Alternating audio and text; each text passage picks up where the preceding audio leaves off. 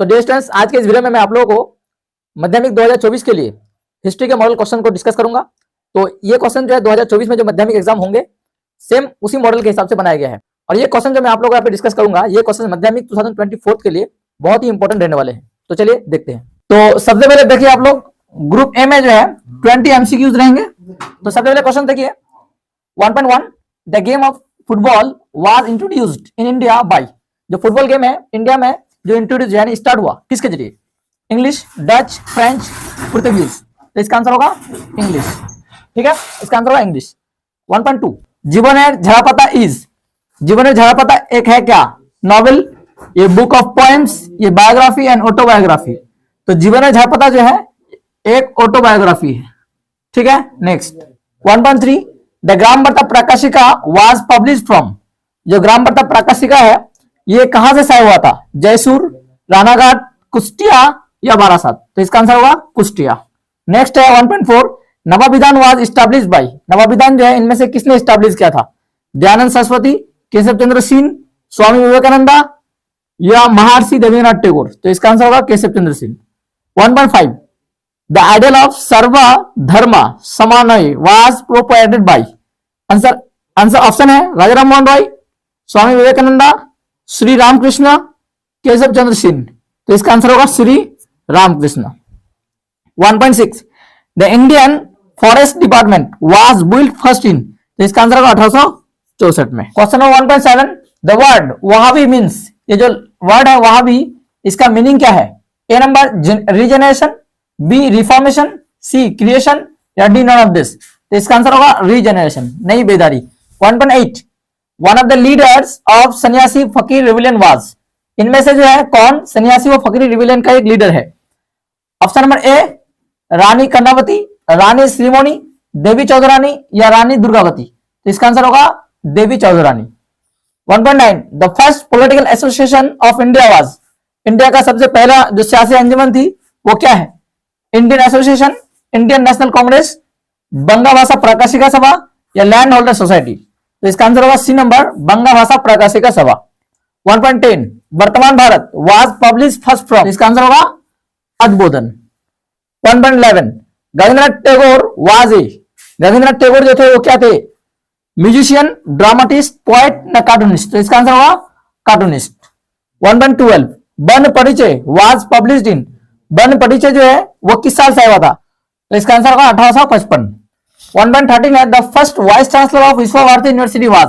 विश्व भारती यूनिवर्सिटी का पहला वाइस चांसलर जो थे वो जवाहरलाल नेहरू, विधुशेखर भट्टाचार्य, रथिंद्रनाथ टैगोर, पंडित विजेंद्र नाथ शील।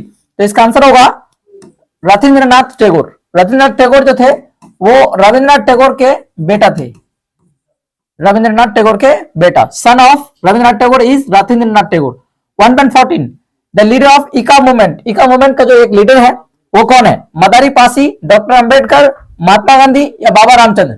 इसका आंसर होगा मदारी पासी। 1.15, द फाउंडर ऑफ कृषक प्रजा पार्टी वाज। इनमें से कौन जो है कृषक प्रजा पार्टी को बनाया था, फाउंडर था? फजलुल हक, मुजफ्फर अहमद, जयप्रकाश नारायण, धरानी गोस्वामी। तो इसका आंसर होगा फजलुल हक। 1.16, लक्ष्मी भंडार वाज फॉर्म बाय। लक्ष्मी भंडार का जो प्रकल्प है ये इनमें से किस शख्स ने जो है इसको तैयार किए थे? ए स्वर्णा कुमारी देवी, सरला देवी चौधरानी, बसंती देवी या उर्मिला देवी। तो इसका आंसर होगा सरला देवी चौधरानी। 1.17, दीपाली संघा वाज फाउंडेड बाय। इनमें से जो दीपाली संघा है इसको किसने बनाया था? कल्पना दत्ता, लीला नाग जिसको रॉय भी कह सकते हैं, बसंती देवी या बीना दास। तो इसका आंसर होगा Leela Nag Roy. 1.18, the Vaikom Satyagraha took place in.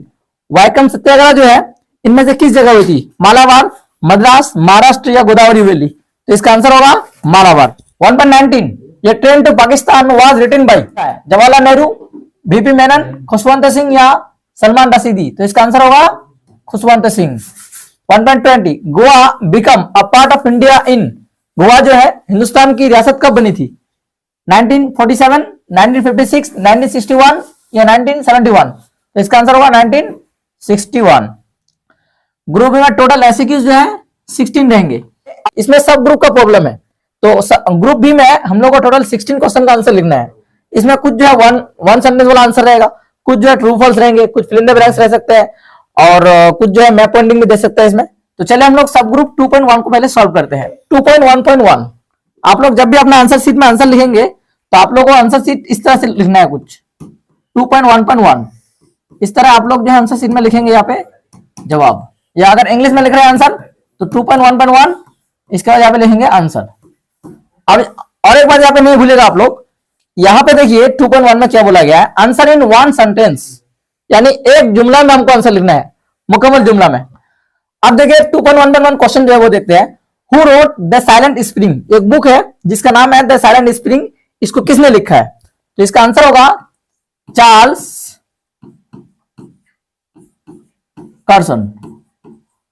Charles कर्सन ने इस बुक को लिखा जिसका नाम है the silent spring. 2.1.2 who was the first principle of the Calcutta medical college, Calcutta medical college का पहला प्रिंसिपल कौन था? तो इसका आंसर होगा MJ,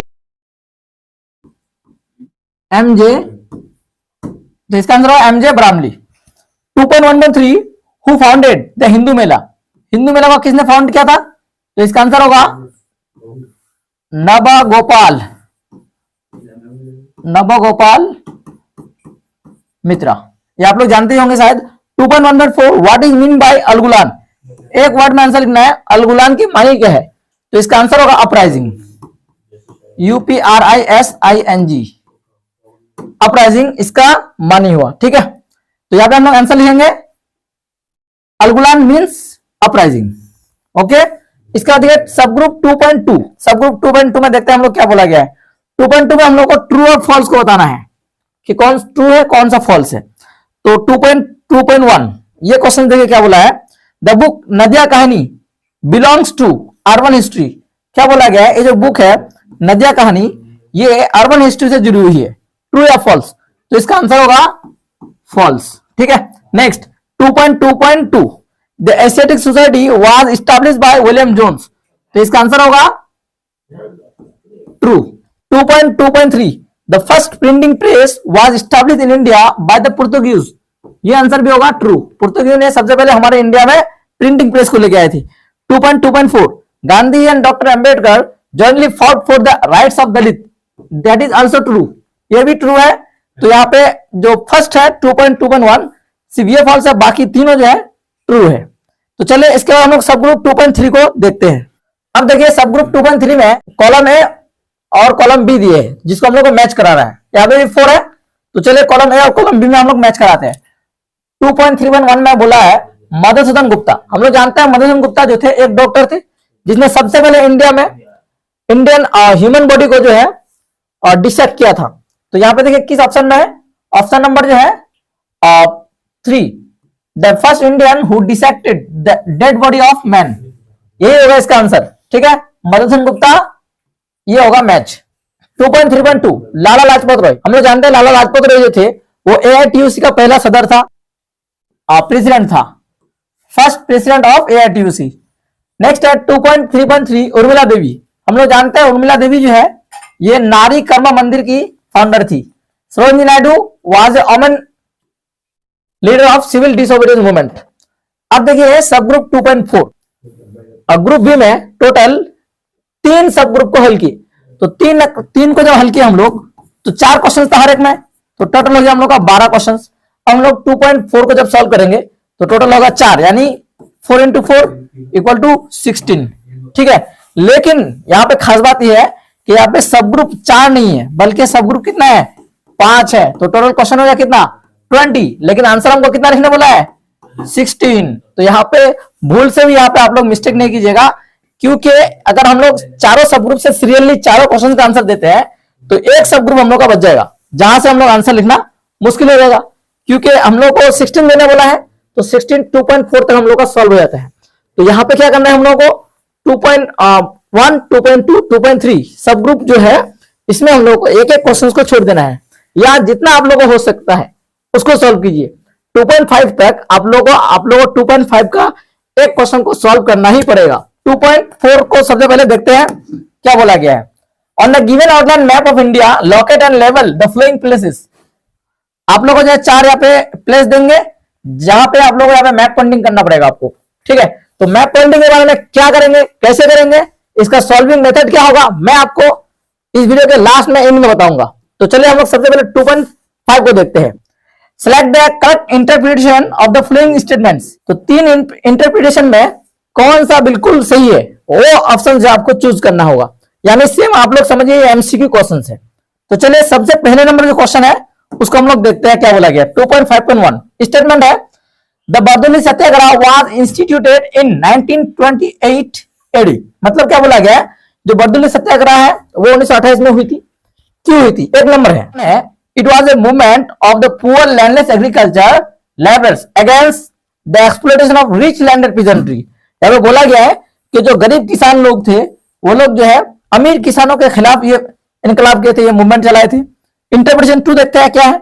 it was a movement against the increase revenue demand of the government by the rich landed peasantry. क्या बोला गया है कि गवर्नमेंट ने, सरकार ने रेवेन्यू यानी टैक्स जो है ज्यादा कर दिया था, जिसकी वजह से रिच लैंडेड पीजेंट्री यानी जमींदार, अमीर जमींदार लोग जो थे ये इनकलाब किए थे।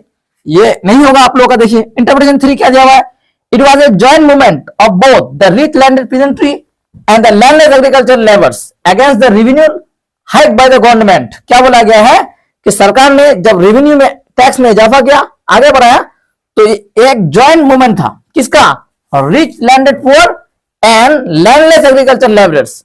जो लोग बेजमीन किसान थे वो लोग, और अमीर किसान जिसकी जमीन थी यानी जमींदार किसान, तो ये लोग मिलकर जो है सरकार के खिलाफ ये मूवमेंट चलाए थे। तो ये इंटरप्रिटेशन में से इंटरप्रिटेशन नंबर 3 जो है ये बिल्कुल आपका सही होगा, करेक्ट होगा। अब देखिए 2.5.2 में स्टेटमेंट है the government of India framed the mediate consumer case in 1929। क्या बोला गया है कि हिंदुस्तान की जो सरकार है वो 1929 में मेरिट साजिश केस किए थे। ये फ्रेम क्या था, तो क्यों। इंटरप्रिटेशन 1 है टू सप्रेस द रेवोल्यूशनरीज, जो इनकलाबी लोग थे उन लोगों को खत्म करने के लिए। इंटरप्रिटेशन 2 दिया है to suppress the civil disobedience movement, जो सिविल डिसोबीडियंस मूवमेंट उस वक्त चल रही थी उसको खत्म करने के लिए। Interpretation 3 to suppress country wide communist activities, जो कम्युनिस्ट लोग थे इन लोगों का एक्टिविटी था इन लोगों को रोकने के लिए। तो ये ऑप्शन नंबर 3 है, ये बिल्कुल सही है। 2.5.3 स्टेटमेंट वॉइस ऑफ फ्रीडम। हम लोग जानते हैं वॉइस ऑफ फ्रीडम एक रेडियो ट्रांसमीटर है जिसको उषा मेहता ने बनाए थे। तो यहाँ पे क्या बोला गया है, वॉइस ऑफ फ्रीडम ये radio transmitter was set up by Usha Mehta 2। Usha Mehta ने रेडियो ट्रांसमीटर बनाया जिसका नाम था वॉइस ऑफ फ्रीडम। तो इसके बारे में ये सेंटेंस है।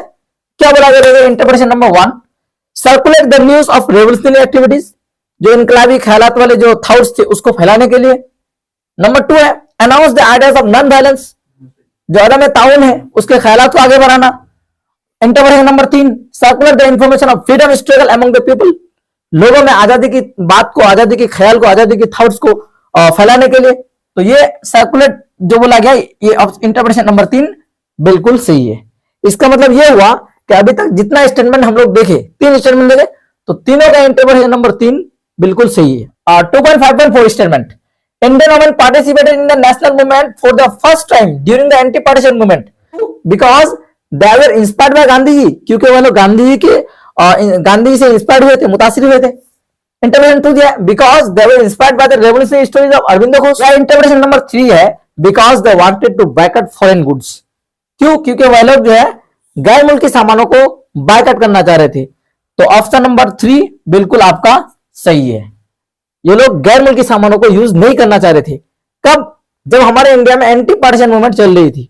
ठीक है, ग्रुप बी में टोटल क्वेश्चंस 20 दिया हुआ है, 20 में से हम लोग को 16 सॉल्व करना है, जबकि 5 हम लोग का सब ग्रुप है और 5 सब ग्रुप में 4 क्वेश्चन है, मतलब 20 क्वेश्चन में हम लोग को सॉल्व करना पड़ेगा 60। ग्रुप सी में 11 क्वेश्चन है और हर एक क्वेश्चन का 2 मार्क्स मिलेगा। तो टोटल आपको यहाँ पे 22 मार्क्स मिलेंगे और क्वेश्चन से 11 और टोटल क्वेश्चन जो ऑप्शन में रहेगा आपका 16 में 11 को सॉल्व करना है, हर एक क्वेश्चन का आपको 2 मार्क्स मिलेंगे। 3.1 क्वेश्चन देखिए क्या बोला है, what is new social history, नई सामाजिक तारीख क्या है। हिंदी में बोल सकते हैं नई सामाजिक इतिहास किसे कहते हैं, या क्या है या क्या समझते हैं। तो इसका आंसर आप लोगों में दूंगा, आप लोग देख सकते हैं अभी। 3.2 how are memories and autobiography use as source of modern Indian history, यानी मॉडर्न इंडियन हिस्ट्री को लिखने के लिए किस तरह से बायोग्राफी और मेमोइर्स ये दोनों जो है हमको हेल्प करता है मॉडर्न इंडियन हिस्ट्री को लिखने के लिए। ये सारे क्वेश्चन जो है यहाँ पे कैसे आप लोग सॉल्व करेंगे मैं आप लोगों को एंड में बताता हूँ कि आप लोगों को क्या करना पड़ेगा इसके आंसर्स के लिए अलग अलग लैंग्वेज के, क्योंकि आप लोग अलग अलग लैंग्वेज से जुड़े हुए हम लोग यूट्यूब में। कोई बच्चा जो है हिंदी मीडियम से, कोई इंग्लिश मीडियम, कोई उर्दू मीडियम में। ग्रुप डी देखिए, answer the following questions in 7 और 8 sentences each, attempt any one questions from each sub group, answer 6 question in all.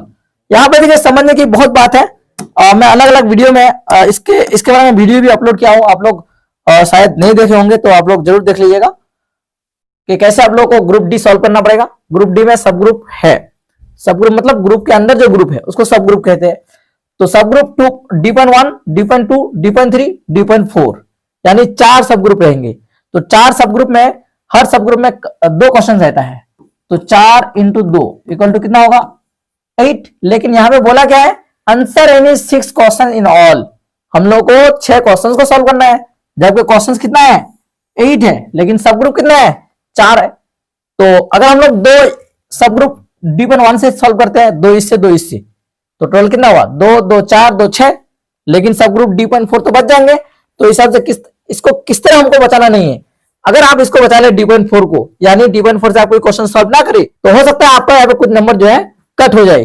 तो इस बात के लिए हम लोग को क्या करना पड़ेगा, सभी सब ग्रुप से जो है क्वेश्चंस को हल करने पड़ेंगे।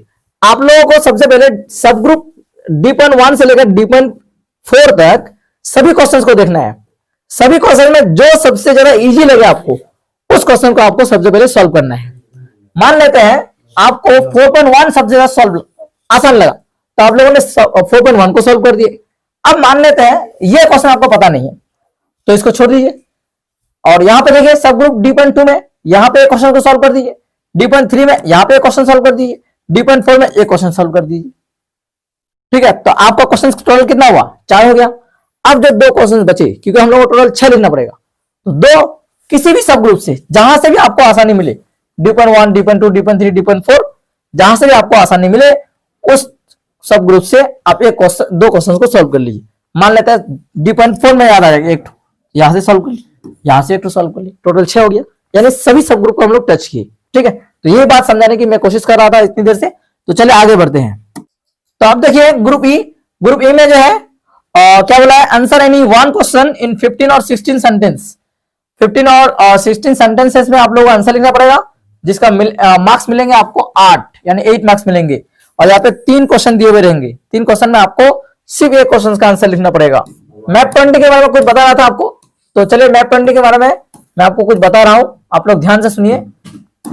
तो यहाँ पे देखिए सब ग्रुप 2.4 में जो मैप पॉइंटिंग दिए हुए हैं, ये सारे मैप पॉइंटिंग, जैसे 2.4 में रांची दिया हुआ है, झारखंड की राजधानी, कानपुर, इसके बाद area of Moplah revolt, princely state Junagadh, ये सभी सेंटर को, ये सभी प्लेसेस को मैंने मैप पॉइंटिंग वाला वीडियो में डाले। ठीक है, तो आप लोग इस वीडियो को आप लोग देख सकते हैं।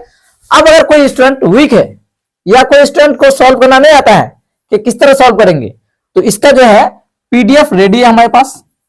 ठीक है, इस पीडीएफ में मैं आप लोगों को जो हिस्ट्री मैप पॉइंटिंग है, जहां से भी जो भी पॉइंट है हिस्ट्री के लिए इंपॉर्टेंट, सारे पॉइंट को मैं यहां पे इंडिकेट किया हूं। और ये सारे पॉइंट मैं इंपॉर्टेंट बता रहा हूं 2024 के एग्जाम के लिए। तो अगर कोई बच्चा कमजोर है या किसी को नहीं आता है मैप पॉइंटिंग करना, तो वो बच्चा जो है आप लोग इस नंबर पे सिर्फ 10 रुपीज सेंड कीजिएगा। अब कैसे देंगे, फोन पे या गूगल पे में देंगे। तो फोन पे और गूगल पे में देके आप लोग जो है स्क्रीनशॉट व्हाट्सएप में इस नंबर पे सेंड कीजिए और 10 रुपीज सेंड करके आप बोलेगा सर मुझे हिस्ट्री का मैप पॉइंटिंग चाहिए। और अगर उस मैप पॉइंटिंग को आप पा लेते हैं, आप अगर हासिल कर लेते हैं, तो उस मैप पॉइंटिंग में आपका 4 मार्क्स मैं कंफर्म के साथ कहूंगा कि आपका यहां से आएंगे। तो यहां तक तो सॉल्व हो गया। अब देखिए जो 2 मार्क्स का क्वेश्चन था, तो अगर आप लोग जो है ग्रुप सी के जितने सारे क्वेश्चंस है, ये सारे क्वेश्चंस का आंसर चाहते हैं, चाहे वो हिंदी हो, इंग्लिश हो या उर्दू हो, तो आप लोग मुझे सिर्फ 10 रुपीज सेंड कीजिएगा इसी नंबर पे। आप लोग को जो नंबर में दिया 10 रुपीज सेंड करके आप लोग जो है ये सारे क्वेश्चंस का आंसर आप लोग को यहाँ पे सीरियसली इस पीडीएफ में दिया हुआ रहेगा। तो आप ये सारे क्वेश्चंस का आंसर क्यों लेंगे, क्योंकि ये सारे क्वेश्चन जो है बहुत ही इंपॉर्टेंट है 2024 के एग्जाम के लिए। तो यहां से आप लोगों का बहुत सारा क्वेश्चंस एग्जाम में आ सकता है, इसलिए आप लोग इस पीडीएफ को जरूर लीजिए।